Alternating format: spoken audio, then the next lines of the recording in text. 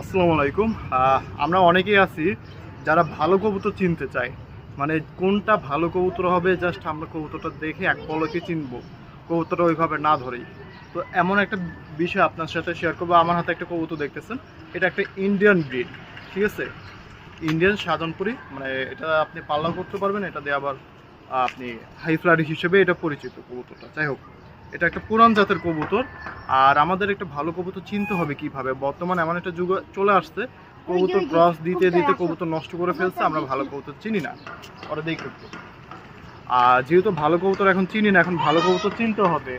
তো এর জন্য আমাদের যে জিনিসটা করতে হবে, সবার প্রথম অন্য কোথাও কিছু দেখবো না, আমরা সবার প্রথম কবুতরের উল্টাবো। আমি দুইটা কবুতর দেখাবো, উল্টানোর পরে কবুতরের পাটা দেখেন, খসখসা থাকবে আর পিওর জামলি থাকবে। মানে জামলি যত কালো হবে, যত জাম কালার হবে, তত কবুতরটা ভালো হবে, মানে রোদ প্রতিরোধের ক্ষমতা ভালো হবে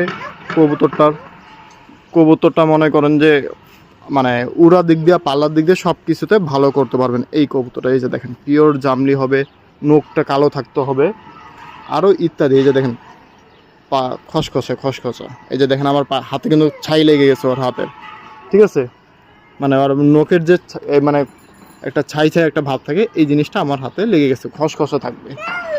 আর নর্মাল একটা আপনাকে কবুতর যদি দেখে যে এটা আমি মনে করি যে কবুতর খারাপ, ওইটাও দেখাবো, আরেকটা কবুতর দেখা।